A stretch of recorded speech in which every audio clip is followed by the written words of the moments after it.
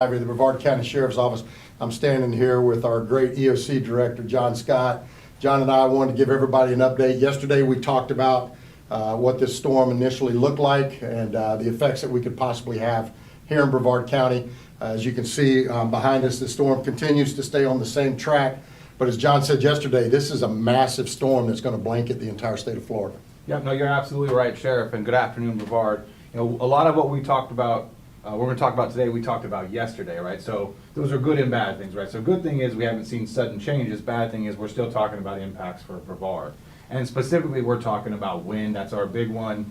And increasingly some tornado threats, and we'll talk some more about that. But wind, we're talking about sustained wind in the 25 to 35 mile an hour, gusts in the 40 to 55, maybe even a little higher, 60 along our barrier islands. So definitely something we want folks to take very seriously. Want to make sure folks are taking their time to get prepared, using this last day to do those kinds of things. And then rainfall, we're watching that as well. We talked yesterday about 2 to 4 inches, maybe 6. We're still looking at that as a range. I think we're maybe a little closer to 4. Again, good news is, you know, we have the capacity to handle those kinds of things, so we're tracking well there. And then I mentioned tornadoes. Tornadoes are an increasing threat for us. And it's a great reminder when we talk about tornado preparedness. You want to make sure you've signed up for some weather alerts so you can come to our website and do that. And then know where your strongest interior room is, because if a tornado does happen, you don't have a whole lot of time to react. And then the number one thing we tell people all the time with tornadoes is have something to protect your head. A majority of injuries when we talk about tornadoes are head related. So a pillow, a helmet, those kinds of things may mean the difference between life and death for folks. So big importance on that as we move forward. Website for you guys where they can come and get immediate information? Yes, sir. It's embrevard.com. I think we're on your site as well. It points to us, so you can come find us out there, sign up for alerts. That way you stay informed. Yeah, brevardsheriff.com. You can link right to the emergency management. So big question going on, especially with our parents. Schools tomorrow. Brevard Public Schools has made the decision they are going to close tomorrow, as well as Eastern Florida State College is also going to be closed tomorrow. Schools will reopen on Friday, knowing that the storm's going to come and pass probably Thursday night. So we anticipate bus routes, everything else will be back up operational for our Brevard Public Schools come this Friday.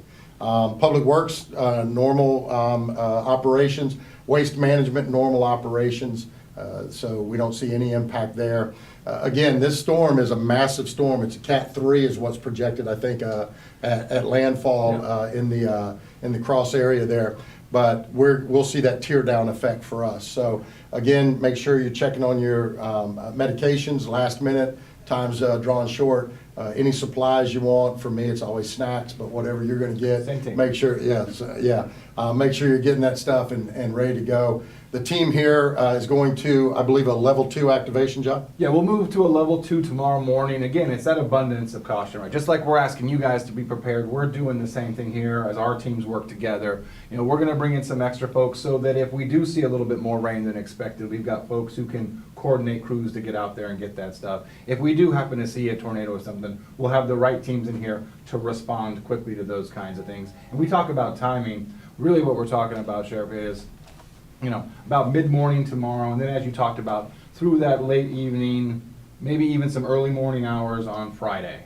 Really, but like 10 to 12, we should start to see stuff really deteriorate and then continue with us through the day. And we'll be in, along with you guys, working to make sure we're ready to act and respond to anything we need to. Yeah, and obviously we'll get you another update tomorrow. But again, let me reiterate, schools will be closed tomorrow, but reopen on Friday. Level 2 activation here. And, John, tell them a little bit about what that means to you guys. Sure, yeah, no. So when we activate, here at the EOC, if you're not familiar with us, we are basically one big problem-solving machine, right? So we bring in groups from all over. So your team, we have the fire folks here, we have our public works crews in, we have DOT, we'll have FP&L in, we're in contact with the cities. And really the goal is to make sure we've got the right people in the room to solve problems as they come up so that we can coordinate quickly, get to decisions, and then get solutions rolling. So different levels are how many resources basically come into the room and from what things. Yeah, so it's our middle level there and making sure we have the right people. Yeah, a lot of people don't know it, but John and his team, we have the most activations of any EOC in the country. even surpassing New York and other major metropolitan areas. A lot of that's because of what we have here on the Space Coast with our space industry, but hurricanes, everything else, all add to that as we go. And we are a busy place. So. Yeah, absolutely. So we'll get you another update as needed, but probably around 1 o'clock tomorrow afternoon, we'll have another update and have some a little bit better idea on the conditions. Always, if you need anything, please visit our website. So there's plenty of information there. And just go ahead and do those last minute things, getting your shopping done, making sure you're not only getting your prescriptions, but also for your pets. And then just get ready for some good rain and a little bit of wind. Yeah, it's gonna be a day tomorrow. So thank you, everybody. We always appreciate your support. Have a good day.